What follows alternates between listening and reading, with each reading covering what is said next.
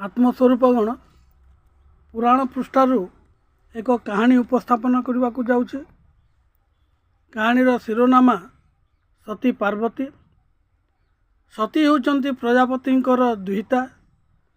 से पतिव्रता साध्वी थिले। पतिंकर अत्यधिक निंदा अपवाद श्रवण करी निज शरीर को घृताहुति परि यज्ञकुंड समर्पित करदेले। परवर्ती काल रे से हिमवंतर गृह रे पुनर्जन्म लाभ कले। गिरिराज हिमालयंकर कन्या हेतु तांकु हेमवंती कहती एवं पर्वतरु संभूत बोली पार्वती नाम रे मध्य प्रसिद्ध अटंती। पितामातांकर अनुमति नहीं पार्वती तपस्या करिबा पई अरण्य को गमन कले। तपस्या करुथिबा समय रे से केवल वृक्षर झड़ापत्र भक्षण करुथिले। अल्प दिन परे से पत्राहार मध्य वर्जन करदेले। तेणु तांकु देवी और अपन्ना बोली मान्य करती। भगवान शिव को स्वामी रूप में वरण करने से दृढ़ संकल्प ग्रहण करते। पार्वती को परीक्षा करने ऋषिमुनि माने तांको निकट में उपस्थित हेले। शिवंकर कटु समालोचना करी से माने पार्वती को कहिले जहाँकर रहिबा पाई बासस्थान नहीं, जी श्मशान रे भ्रमण करती, दिगंबर होई शरीर रे विभूति बोली हुंती, एपरी अलक्षण पुरुष को तुम्हें विवाह कले कौनसी सुख श्री लाभ करि पारिबो नहीं। पार्वती कहिले शिवंक प्रति रहिथिबा प्रेम मोर जन्मगत स्वभाव एवं यह चिरंतन सत्य अटे। नारदंक उपदेश मो हृदयर प्रेम भाव को परिपुष्ट करि सारिछि। तेणु मोर संकल्प भांगिबो नहीं। एपरिकी स्वयं देवदेव महादेव मध्य खंडन करि पारिबे नहीं। मु चिरकाल अविवाहित होई कुमारी होई रहिबी पछके शिवंक व्यतीत अन्य काहाकू वरण करिबी नहीं। पार्वती परीक्षा नेबा पई भगवान शिव ब्रह्मचारी वेश धारण करी सेठारे उपस्थित हेले। पार्वती सहचरी माने ब्रह्मचारी यथायोग्य अतिथि सत्कार कर सारिबा परे आसिबार उद्देश्य पचारिले। आगंतुक सन्यासी पार्वती को साक्षात करिबार इच्छा प्रकाश कले। सखी माने निवेदन करी विनम्र भाव में कहिले, हे महाशय, पार्वती तपस्या रे विघ्न सृष्टि करिबा घोर अपराध हेबो। आपण अपेक्षा करंतु, तांको ध्यान भग्न हेबा परे आपण को साक्षात कराई देबु। सन्यासी तांको कथारे सहमति जणाई रहिले एवं तपोवन रे भ्रमण करिबा छलना करी पार्वती निकट को चलीगले।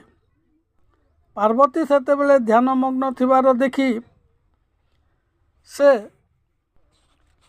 संगे संगे बामन रूप धारण करी निकटरे थिबा एक जलकुंड को जानी जानी डेई पड़िले एवं चित्कार कले, किए अछ मते रक्षा कर, आस आस मते उद्धार कर, मो कुंड भितरे पड़ जाइछि, मते रक्षा कर रक्षा कर। सही आतुर शब्द शुणी पार्वती सही स्थान को चली आसिले। कुंडरू ऊपर को टाणी आनिबा पई पार्वती निजर बाम हस्त को बढ़ाई देले। ब्रह्मचारी बामन प्रतिवाद करी कहिले, बाम हस्त को अपवित्र बोली मानती, मते बाम हस्त प्रदर्शन कराई आउ लज्जित करंतु नहीं। मो प्रति जदि तुम हृदय दया नहीं, मते जदि अच्छव हीन बोली विचार करुथाओ, तेबे एठारु चली जातु। मु तुमर बाम हस्त स्पर्श करिबी नहीं। पार्वती तांकु उद्धार करने को जाई धर्म संकट रे पड़गले। से स्नेहपूर्ण और विनम्र भाव में ब्रह्मचारी को निवेदन कले, हे विप्र, मोर दक्षिण हस्त निजर नुहे, यह देवदेव महादेव को समर्पित हो सारी। तपस्या द्वारा तांकु संतुष्ट करने पाई निरंतर चिंतन करुछि। तेणु मो हृदयर प्रकृत सत कथा आपण ठारे प्रकाश करदेली। यही दक्षिण हस्तरे केवल शिवंकर अधिकार रही। बामन ब्रह्मचारी वेश धारण करिथिबा शिव कहिले, हे देवी, ଶିବଙ୍କ ପ୍ରତି ଯଦି ତୁମର ଏତେ ଆଗ୍ରହ ରହିଛି ତେବେ ମୋତେ ଉଦ୍ଧାର କରନ୍ତୁ ନାହିଁ। ମୁଁ ଏଠାରେ ପଡ଼ି ରହି ମୋର ପ୍ରାରବ୍ଧ କର୍ମଫଳ ଭୋଗିବି। ଆଉ ଯଦି ଅସହାୟ ବ୍ରାହ୍ମଣକୁ ଉଦ୍ଧାର କରିବା ନିଜର କର୍ତ୍ତବ୍ୟ ବୋଲି ବିଚାର କରୁଥାଅ ତେବେ ଦୟାକରି ତୁମର ଦକ୍ଷିଣ ହସ୍ତ ବଢ଼ାଇ ଦିଅ। ପାର୍ବତୀ ନିରୁପାୟ ହୋଇ ତାଙ୍କୁ ଦକ୍ଷିଣ ହସ୍ତରେ ଉଦ୍ଧାର କଲେ। ଉଦ୍ଧାର କରିବା ପରେ ପାର୍ବତୀ ନିଜ ଶରୀରକୁ ଉଚ୍ଛିଷ୍ଟ ମନେ କଲେ ଏବଂ ଯୋଗାଗ୍ନିରେ କଳୁଷିତ ଶରୀରକୁ ଦଗ୍ଧ କରିବାକୁ ମନସ୍ଥ କଲେ। ବ୍ରାହ୍ମଣ ପ୍ରାଣ ବିସର୍ଜନର କାରଣ ପଚାରିବାରୁ ପାର୍ବତୀ କହିଲେ, ଶିବଙ୍କ ପ୍ରତି ଥିବା ଅନନ୍ୟ ଭକ୍ତି ଓ ନିଷ୍ଠାରେ ବାଧା ସୃଷ୍ଟି ହୋଇଛି। ପାର୍ବତୀଙ୍କର ଏପରି କଠୋର ନିଷ୍ପତ୍ତି ନେବାର ଜାଣି ବ୍ରହ୍ମଚାରୀ ଶିବଙ୍କର ଘୋର ନିନ୍ଦା କଲେ, କଟୁ ସମାଲୋଚନା କଲେ।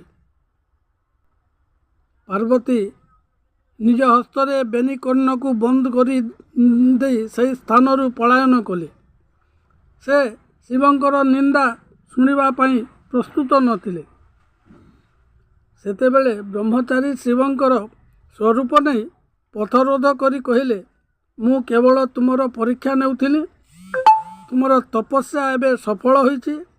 ବର୍ତ୍ତମାନ ତୁମର ସମସ୍ତ ଇଚ୍ଛା ପୂର୍ଣ୍ଣ କରିବି। ପାର୍ବତୀ କହିଲେ, ଭଗବାନ, ଆପଣଙ୍କର ଦର୍ଶନରେ ମୋର ସମସ୍ତ କଳୁଷ ଦୂରୀଭୂତ ହୋଇଛି। ଆପଣଙ୍କ ସ୍ପର୍ଶ ଲାଭ କରି ମୋର ସମସ୍ତ କାମନା ବାସନା ପୂର୍ଣ୍ଣ ହୋଇସାରିଛି। ମୋର ମନ, ପ୍ରାଣ, ହୃଦୟ ସବୁକିଛି ଆପଣଙ୍କଠାରେ ସମର୍ପିତ ହୋଇଛି। ତଥାପି ଏହି ଶରୀରକୁ ପିତାମାତା ଜନ୍ମ ଦେଇ ଲାଳନ ପାଳନ କରିଛନ୍ତି। ତେଣୁ ଏହି ଶରୀର ତାଙ୍କ ଅଧୀନରେ ରହିଛି। ପିତାମାତାଙ୍କ ଠାରୁ ମୋ ଶରୀରକୁ ଦାନ ସ୍ୱରୂପରେ ଗ୍ରହଣ କରି ଆମ ପରମ୍ପରା ଓ ସଂସ୍କୃତିକୁ ରକ୍ଷା କରନ୍ତୁ।